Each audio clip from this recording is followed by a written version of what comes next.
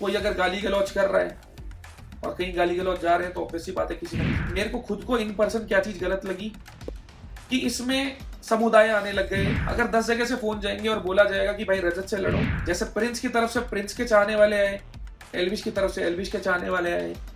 मैं नहीं चाहता जो भी हमारी बात का उल्लंघन हो, मान सम्मान ना रखा जाए।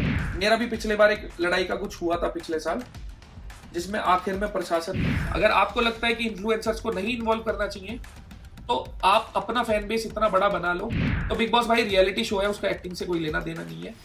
और जो एक्टिंग आप घर के अंदर करते थे कि मैं इस घर का सबसे बड़ा गुंडा हूँ, पहली बात तो हमें इतनी हिम्मत है, इतना गुदा है कि हम सीधे सीधे बोल सकते हैं। जो मेरे को चीज बोली गई मैंने कंफर्म करी, मेरे को सही लगी, वाजिब लगी, मैंने बोल दी। अगर अब अविनाश को दिक्कत हो तो वो देखे, कुछ कर सकते हो तो वो कर सकते हो। ना अपनी जुबान गंदी करो, ना अपना मन गंदा करो। जितने भी लोग भाईचारे की बात करते हैं ना, जितने भी अभी भी भाईचारे की बात कर रहे हैं, उनमें से कोई मेरे साथ नहीं खड़ा। जहाँ भी हक की बात होती है वहां मेरे को हक लेना आता है। प्यार से ना मिले तो दूसरे तरीके से ही सही। सो रजत, वेलकम टू टेली चक्कर। Thank you ji. ओके, तो सबसे पहले मैं आपसे जानना चाहूंगी, पहले एक टाइम था जब रजत बाहर दिखते थे, अब रजत ऐसा हो गया है कि मुंबई एंड हरियाणा ये पूरा चक्कर लगता रहता है। आखिर रीजन क्या है, क्या देखो, रीजन है? मुंबई में काम है, हरियाणा में परिवार है। मेरे मम्मी पापा इतने साल से हरियाणा में रह रहे हैं जहाँ पे हमारा घर है। वहां का जो सर्कल है, उनका सुबह से शाम तक का रूटीन है, वहां के हिसाब से बना हुआ है। कहीं से कहीं तक सेंस बनेगा नहीं कि मैं उनको मुंबई लेके आऊं और वो 24 घंटे जो है वो वैसे ना जी पाए जैसे जी रहे हैं। और मेरा काम सारा मुंबई में है तो मैं मुंबई रहता हूँ, तो इसीलिए आना जाना लगा रहता है ताकि सब चीज बैलेंस चल पाए। एक मुद्दा चल रहा था एल्विश और प्रिंस का, लेकिन वो मुद्दा बंद हो गया है। अब आ गया है मुद्दा प्रिंस एंड रजत का। क्या कहना चाहोगे? मेरे को तो ऐसा कभी लगा नहीं कि मेरा और प्रिंस का कोई मुद्दा आया है। सिंपल इतनी चीज थी, हम अच्छे से बैठे थे सब लोग कि चीजें खत्म हो और सब अपनी जिंदगी में बहुत अच्छे से रहें। जो नेगेटिविटी फैन वॉर चल रहे हैं वो खत्म हो। वो एक बार बहुत अच्छे से चीज खत्म भी हुई थी, पर वापस से जब एपिसोड आए तो एस्केलेट हुई। अब भाई कोई अगर गाली गलौज कर रहा है और कहीं गाली गलौज जा रहे हैं तो ऑब्वियस सी बात है किसी ना किसी को बुरा लगेगा। तो चीजें हीट अप हो रही है। बस ये दो लोगों की चीज थी। मेरे को खुद को इन पर्सन क्या चीज गलत लगी कि इसमें समुदाय आने लग गए, लोग आने लग गए। इस चीज से मैंने पीछे इसलिए पैर रखा, अगर 10 जगह से फोन जाएंगे और बोला जाएगा कि भाई रजत से लड़ो, हम तो कुछ बोल ही नहीं रहे, तो देखो मेरे कंधे अवेलेबल नहीं है यूज करने के लिए। मैं कंधे से कंधा मिला के चल सकता हूं, साथ दे सकता हूं। मैं बिल्कुल भी ऐसा कुछ नहीं कर सकता कि कोई मेरे को यूज कर ले और फायदा उठा ले। तो जहां मेरे को वो चीज समझ हुई, सांस हुई, आभास हुआ, मैंने डिसाइड कर लिया मैं इस चीज में नहीं पढ़ने वाला। क्योंकि मुझे पता है अगर मैं पढ़ूंगा, जैसे प्रिंस की तरफ से प्रिंस के चाहने वाले आए, एल्विश की तरफ से एल्विश के चाहने वाले आए। मैं नहीं चाहता जो भी इंसान मेरे को देखता है, पसंद करता है, मेरी किसी भी हरकत की वजह से उसकी कहीं भी लाइफ में नेगेटिविटी है, वो किसी लड़ाई झगड़े में घुसे, नेगेटिविटी में इन्वॉल्व हो। मैं चाहता हूं जितने भी मेरे लोग हैं जो मेरे को देख रहे हैं, पसंद कर रहे हैं, मैं उनकी लाइफ अपग्रेड करूं, बजाय उनको इन सब चीजों में घुसाने। नॉर्मल जो ऑडियंस है, मैं उनकी भी बात कर रही हूँ कि कुछ एक कमेंट्स ऐसे भी आए हैं कि दो लोगों की लड़ाई है, ये एल्विश और प्रिंस की लड़ाई थी। पहली बात तो आप बीच में आके आपने जिस तरीके से जवाब दिया, इन चीजें जिस तरीके से गई, ऐसा क्यों हुआ? दो लोगों की लड़ाई दो लोगों में अगर लड़ी जाए तो इट्स बेटर। अगर थर्ड पर्सन आए तो वो कुछ और हो जाता है। दो लोगों की लड़ाई दो लोगों में लड़ी जाए, ये बेहतर नहीं है, जायज है। पर क्या अभी दो लोगों की लड़ाई दो लोगों के बीच में थी? नहीं थी ना। हमें ही नहीं पता था कौन कहां से किसके फेवर में क्या वीडियो आ रही है। वो चीजें कहीं से कहीं तक तुक नहीं करती थी। बाद में मेरी वीडियो सामने आई, वो लोगों को दिखा। पहली बार जब चीज सॉल्व हुई थी तब हम ही साथ बैठे थे। अगर हमारी बात का उल्लंघन हो, मान सम्मान ना रखा जाए, मेरा और बाकी लोग जो चाहते थे कि सुलटारा हो और उससे ऊपर जाके वापस से लड़ाई करनी थी, तो पहली बार बैठे ही क्यों थे? जो जायज चीज है। दो आदमी लड़ते हुए कभी भी अच्छे नहीं लगते, कभी भी किसी का फायदा नहीं होता। अब भी देख लो, किसी का कोई फायदा नहीं हो रहा, सिर्फ नुकसान और सिर्फ नेगेटिविटी आ रही है। इसलिए मैं पीछे हटा कि भाई जब तुम लोगों ने लड़ना ही है तो तुम लोग लड़ो। और अगर मैं कहीं से ये चीज सुन रहा हूं कि रजत से लड़ो, हम तो कुछ बोल ही नहीं रहे। रजत की भाई कभी लड़ाई थी ही नहीं। रजत चाहता था बस मेरे अपने सारे भाई सेफ रहे, लड़ाई झगड़े में ना घुसे, उनके ऊपर कोई आंच ना आए। रजत तब भी ये सोचता था, अब भी ये सोचता है। पर अगर अपना ही कोई भाई ये सोचता है कि रजत से लड़ो, तो रजत क्यों लड़े? रजत चाहता ही नहीं लड़ा। अगर 2 लोगों के बीच में या 4 लोगों के बीच में भी लड़ाई हो रही है, तो कुछ एक लड़ाई जो है वो आपस में ही सुलझ जाए वो अच्छा है। उसको मतलब सोशल मीडिया पे लाना, इधर से कुछ बोलना एंड सोशल मीडिया में सारी चीज़ें लेके आना, ये कहाँ तक सही लगता है? देखो, मेरा भी पिछले बार एक लड़ाई का कुछ हुआ था पिछले साल, जिसमें आखिर में प्रशासन आया था बीच में और हम हिरासत में भी हुए थे। उसी टाइम मैंने इतनी चीज समझ ली थी, ना आप ये बदमाशी कर सकते हो, ना लड़ाई झगड़े कर सकते हो। तो अगर कोई भी ये लड़ाई झगड़ा कर रहा है, तो आखिर में प्रशासन से ऊपर कुछ भी नहीं है। तो इन चीजों को जितना ना करो उतना बेहतर है, आपके लिए भी, समाज के लिए। ठीक है। अच्छा, आपको नहीं लगता है कि इस तरह की लड़ाई से एंटरटेनमेंट तो कुछ नहीं होता है, लेकिन जो यूथ है उनको भी ऐसा लगता है कि हम एक गैंग में हो जाएंगे, हम एक गैंग में हो जाएंगे और कुछ और ही निकल के आता है, क्योंकि अभी के जो यूथ है वो बहुत ज़्यादा इन्फ्लुएंस हो रहे हैं। तो ये नहीं कि कुछ अच्छा कंटेंट डाले जिससे लोग थोड़े इन्फ्लुएंस अच्छी चीज़ों से नहीं, ना कि बुरी चीज़ों से हो रही है। क्या कहना चाहोगे? मैं खुद से चाहूंगा कि कभी भी इस लड़ाई को, या कोई भी लड़ाई हो, उसको बढ़ावा ना दिया जाए। और यूथ ज्यादा अच्छा रहेगा अपने फ्यूचर पे ध्यान दे, अपने घर बार पे ध्यान दे, कि जहां से उनकी लाइफ अपग्रेड हो सकती है। लड़ाई झगड़े का आखिर जेल ही होती है, या प्रशासन में कोई केस होता है, या तो कोर्ट के चक्कर कटेंगे या जेल होगी। तो बेहतर ही है कि टाइम रहते ही सब कुछ समझा जाए, और जो गलतियां हमसे हुई हैं बाकी लोग ना करें। तो ज्यादा बेहतर रहेगा लड़ाई झगड़ों में ना पड़ो और अपनी जिंदगी को खुशहाल बनाओ। लड़ाई झगड़े से नकारात्मकता, नेगेटिविटी आती है, वो आपके लिए भी खराब है, आपकी फैमिली के लिए भी खराब है, दोस्तों के लिए भी खराब है। तो पॉजिटिव चीजों पे ध्यान दो, आगे लाइफ में प्रोग्रेस करो, इन सब चीजों में मत पड़ो। कभी इस सब चीज़ों को लेके जब आप लोग फ्रेंड्स बैठते हो, आप कटारिया या फिर एल्विश, कभी इन मुद्दों पे बातें होती हैं? नहीं, मेरे हिसाब से कभी ऐसी बात नहीं होती। कुछ भी ऐसे नहीं कि अरे इसने ये बोल दिया या उसने वो देखो, बोल दिया, ऐसे इसका मेरा इतना मानना है कि मैं, हंसी मजाक की जगह अपनी चीज है, पर अगर टेबल पे किसी के साथ बैठ रहा हूं तो मैं आइडियाज के ऊपर बात करता हूं, लोगों के ऊपर बात नहीं करता कि हम क्या चीज बेहतर कर सकते हैं जिंदगी में, क्या चीज खराब चल रही है। हम एक दूसरे का सपोर्ट कर सकते हैं। मैं चाहे किसी के साथ भी बैठ रहा हूं, मेरे को कभी भी बिल्कुल पसंद नहीं है कि मैं लोगों के बारे में बात करूं, आइडियाज के बारे में बात करना प्रेफर करूंगा।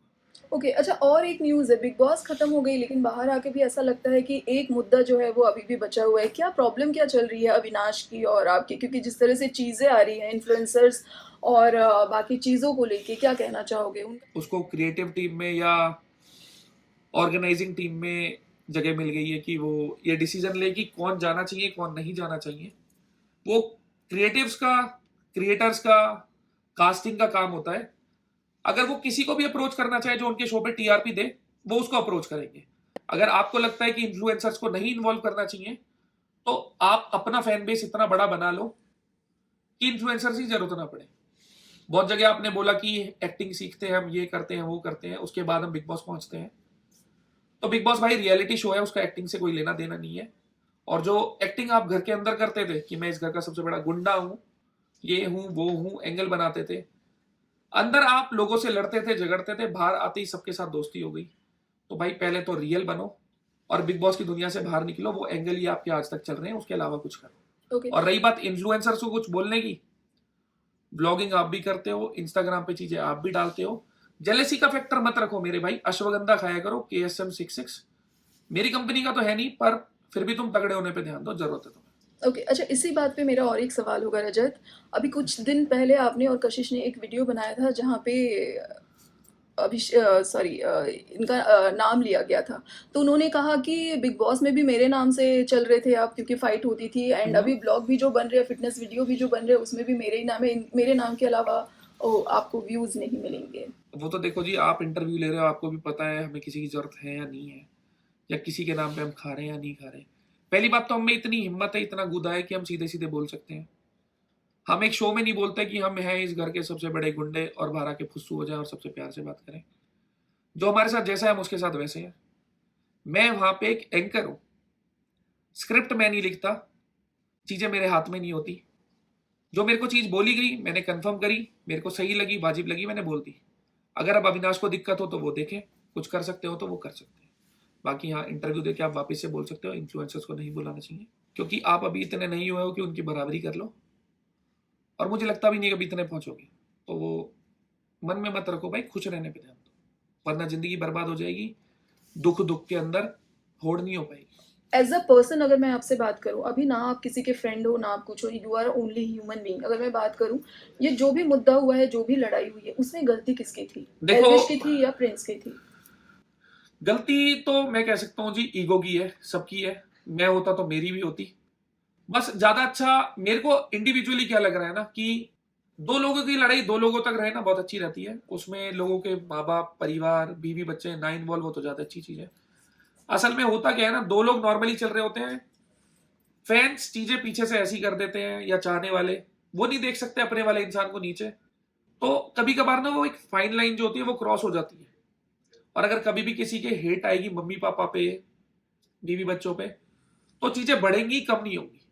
तो ऐसे में मेरा इतना मानना है, कभी भी चीजें होती हैं तो जिन दो लोगों की लड़ाई है वो सीधे सिंपल एक चीज बोल सकते हैं कि हम इस लड़ाई में नहीं पड़ना चाहते, और हम चाहते जो भी हमारा चाहने वाला है वो भी अपनी लाइफ में इन चीजों को मत इन्वॉल्व करो। अच्छी चीजों पे ध्यान दो, पॉजिटिव चीजों पे ध्यान दो।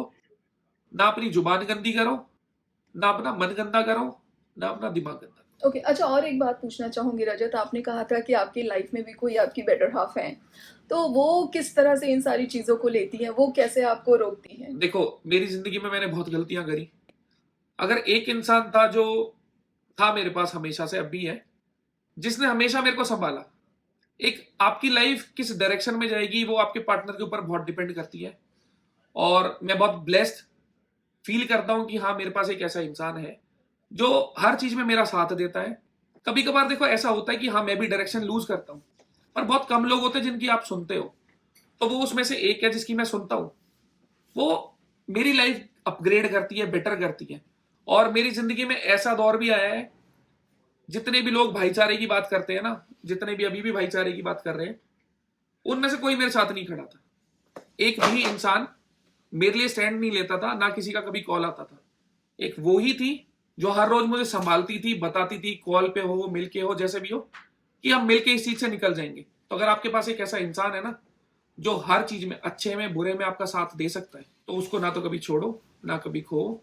और मैं सच में बहुत ऊपर वाले के लिए शुक्रगुजार हूं कि हाँ, कि मेरे ऊपर उन्होंने ऐसा हाथ रखा कि मेरे पास एक ऐसा इंसान है। ईसीएल का भी कोई कंट्रोवर्सी सामने आ रही है, उसके बारे में क्या कहना चाहोगे? तो जो ईसीएल वाली बात है ना, ऑलरेडी मैं 25-30 दिन पहले बोल चुका था कि मेरे को एनओसी चाहिए। जब मैं बिग बॉस से निकला तो मेरे पास कैप्टनसी का ऑफर था चेन्नई का, जो कि मैंने नहीं करी कि हाँ, भाईचारे में हम हरियाणा में रहते हैं। अभी भी बहुत सारी चीजें हैं जिनका मेरे को डिसीजन लेना है, और अच्छी है, कुछ भी नेगेटिव नहीं है, ना मेरी तरफ से, ना हरियाणवी टीम की तरफ, ना ईसीएल की तरफ से। तो 15 तारीख को सारी चीजें क्लियर हो जाएंगी। मेरे को भी अभी देखना है कि मेरे को किस डायरेक्शन में जाना है। अच्छा, एल्विश का हमने एक इंटरव्यू देखा था कि काफ़ी डिफ़िकल्टीज़ होती हैं, अप एंड डाउन, वैसा ट्रैवल करना, रहना, उनकी पूरी जो डेली रूटीन है, वो पूरी बिगड़ गई है। इट्स लाइक कि बाहर का खाना हो या फिर घर के लोग हो, स्पेशली अगर उनकी मॉम की जो उनकी डाँट पड़ती है या फिर साथ में उनका जो कनेक्शन है, वो बहुत ज़्यादा मिस करते हैं। आप कितना ज़्यादा इन सब चीज़ों से वाकिफ़ रखते हो? देखो, आपके जब साथ अगर आप बात ट्रेवल करें। कर रहे हो, एलविश और मैं सेम जगह के आसपास से ही हैं, तो ट्रैफिक बहुत होता है। तो हम कोशिश हमेशा से यही करते हैं कि हमारी फ्लाइट जो हो, या तो अर्ली मॉर्निंग हो या लेट नाइट हो। तो वो सोने का टाइम, उठने का टाइम, और ऑब्वियस सी बात है, अगर हम बाहर आ रहे हैं, जा रहे हैं, तो खाना बाहर का ही होता है। पर देखो, काम करना है और काम आगे करते रहना है। और हमारा ऐसा भी कुछ नहीं है कि मुंबई शिफ्ट होने का मेरा कोई सीन हो। तो ये चीज तो लगी हुई है और लगी ही रहनी है हमेशा के लिए। और इसी के इर्द गिर्द आपको जिंदगी आगे निकालनी है। टीवी के जो लोग हैं वो आपको एंग्री यंगमैन के नाम से जानते हैं। ये बहुत बड़ा खिताब है, क्योंकि ये जो खिताब है ना, वो एक धर्म जी को मिली है और एक आपको मिली है। क्या कहना चाहोगे? भाई देखो, मेरे को तो ऐसा कुछ पता नहीं है कि एंग्री मैंने तौर पे देखते हैं। बस इतना है कि मेरे मन में जो चीज आती है वो मेरी जुबान पे होती है, और मैं ज्यादा सोचता नहीं हूँ, मैं चीजें बोल देता हूँ। जहां भी हक की बात होती है वहां मेरे को हक लेना आता है। प्यार से ना मिले तो दूसरे तरीके से ही सही। तो अब भाई जो भी नाम दे रहे हैं, मुझे नहीं पता ये अच्छी चीज है या खराब चीज है, पर जो है सो है। ओके। अच्छा रजत, आप इतने शॉर्ट टेम्पर्ड क्यों हो? क्यों इतनी जल्दी जल्दी आपको गुस्सा आता है? देखो जी, 800 750 करोड़ लोग हैं दुनिया में, हर कोई सेम तो हो नहीं सकता। सबकी अपनी धारणाएं हैं, सबकी अपनी सोच है, सबकी अपनी लाइफ है। जैसी लाइफ जी के आते हैं। इंसान समय के साथ, परिस्थितियों के साथ बदलता है, आगे बढ़ता है। मेरी जिंदगी ऐसी रही है कि कहीं ना कहीं ये चीज मेरे अंदर आ गई है। और मेरे को कभी लगता नहीं कि ये चीज मेरे को इतना नुकसान देती है, कभी कभार देती भी है। पर हूं तो मैं यही इंसान ना, तो जो है सामने। ओके। अच्छा, अगर मैं ब्लॉगिंग की आपकी बात करूँ या फिर फ़िटनेस की जो आपकी ट्रेनिंग वाली वीडियोज़ आते हैं, लोग उसको काफ़ी ज़्यादा पसंद करते हैं। अगर ब्लॉगिंग की बात करूँ तो और भी ब्लॉगर्स हैं, एंड अगर फ़िटनेस की बात करूँ तो और भी जो वीडियोज़ लेके आते हैं। इट्स लाइक अगर मैं तनेजा जी की भी बात करूँ, सो आपकी वीडियो में इतना क्या ख़ास है जो लोग आपको इतना ज़्यादा पसंद भाई करते हैं? मैं जब ट्रेनिंग के टाइम होता हूँ ना तो एक अलग जोन में होता हूँ। मतलब एक वो वॉइड है जो मेरा एस्केप है पूरी दुनिया से और मैं खुद को बहुत अलग महसूस करता हूँ। एक देखो अभी मैं नॉर्मली बैठा हूँ, मैं ये मसल फील नहीं कर सकता, यहाँ फील नहीं कर सकता। ट्रेनिंग के टाइम कनेक्शन इतना जबरदस्त होता है, मैं मेरी बॉडी में हर चीज, हर बॉडी पार्ट, हर मसल फील कर रहा होता हूँ। वो एक खुद के अंदर की अपनी जिंदगी है। तो बस जब आप नेचुरली किसी चीज को जी रहे होते हो ना तो वो उभर के अलग ही आती है कैमरे पे। तो बस इतना है कि वो शायद लोगों को पसंद आ रही है। और जब भी आप कभी शो देख रहे हो, लड़ाई देख रहे हो, वो जिंदगी का एक छोटा सा एस्पेक्ट है। अगर मैं ब्लॉगिंग कर रहा हूँ तो वो मेरी दिनचर्या है, जहाँ पे हो सकता है बहुत सारे लोगों को लगता हो मैं बिल्कुल एक अलग इंसान हूँ। तो वो उनको पसंद आ रही है तो मेरी खुशनसीबी है। अच्छी चीजें कोशिश करूंगा आगे बढ़ा के। ओके। अच्छा रजत, आपको लगता है कि आज आप जिस जगह पे हो, इट्स लाइक जितने भी आपको अब जैसे आपने बोला कि मुंबई आपकी काम की कर्म कर्म भूमि है, भूमि बिल्कुल है, है। काम के लिए आप यहाँ पे आए हो। आपको लगता है कि अगर आप ये सारे ब्लॉग नहीं बना रहे होते या फिर ट्रेनिंग वाले आपके वीडियोस नहीं आए होते तो शायद आप इस जगह पे होते? देखो, आप, मैं या कोई भी इंसान किस्मत को नहीं समझता। ऊपर वाला कब किसकी किस्मत अच्छी कर दे, कब खराब कर दे, हमें नहीं पता कि भाग्य में लिखा गया है। आप हो या मैं या कोई भी इंसान जो इसको देख रहा है, हम बस कर्म कर सकते हैं। हम कितनी प्लानिंग कर लें, आप में कुछ भी सोच लें, प्लान कर लें, एग्जीक्यूट करने की सोच लें, होना वही है जो आपके भाग्य में लिखा है। मैं मेरी जिंदगी में कर्म करता आया हूं, आगे भी करता रहूंगा। आगे ऊपर वाले ने चीजें अच्छी लिखी है, खराब लिखी है, मुझे खुद नहीं पता। पर जो भी है मैं बहुत खुले हाथों से एक्सेप्ट करूँ। फाइनली जाते जाते टेली चक्कर के व्यूवर्स को क्या कहना चाहोगे, और जो यूथ है जो आप लोगों को अपने आइडियल मानते हैं उनको क्या कहना देखो, चाहोगे? पहली बात तो मैं ये बोलना चाहूंगा कि हर आइडियल जो तुम मानते हो, हम सब में कभी ना कभी बहुत सारी कमियां होती हैं। उन कमियों को कभी भी एक्सेप्ट मत करना। तुम्हें पता होना चाहिए तुम जिसको भी लुकअप टू कर रहे हो उसके अंदर क्या खामी है, जो कि तुम्हें नहीं लेनी, वो सुधारनी है तुम्हें अपने लिए। दूसरी चीज, अपने माँ बाप को सबसे पहले टाइम देना स्टार्ट करो। आजकल ये चीज बहुत नेग्लेक्ट करते हैं लोग। आज की तारीख में डायरेक्शन भूल रहे हैं। सोशल मीडिया सब कुछ नहीं है। एक टाइम पे अगर इंस्टाग्राम, यूट्यूब ये सब गायब हो गए तो करोगे क्या? तुम्हारी लाइफ में एक तुम्हारे पास गोल होना चाहिए, उसके छोटे छोटे ब्लॉक बने होने चाहिए कि हाँ 2 महीने में मेरे को ये अचीव करना है, 4 महीने में ये करना है। तुम्हें पता होना चाहिए तुम्हारा कैलिबर क्या है, पोटेंशियल क्या है। उस पर काम करो, अपनी लाइफ अपग्रेड करो, अपने आसपास के लोगों की लाइफ अपग्रेड करो। नेगेटिविटी से जितना दूर रह सको उतना दूर रहो। अभी क्या चीज है ना कि ना चाहते हुए भी हमारा थॉट प्रोसेस ऐसा चलने लग जाता है जो चीजें हम देखते हैं। तो तुम्हारी जो फीड है, जो तुम पढ़ रहे हो, जो देख रहे हो, वो चीज बहुत मायने रखती है। अपना सर्कल सुधारो और आगे बढ़ने में ध्यान। तो कैसे मेरे सारे भाई, सबको राम राम। मैं हूं आपका रजत दलाल और आप मेरे को देख रहे हो टेली चक्कर पे।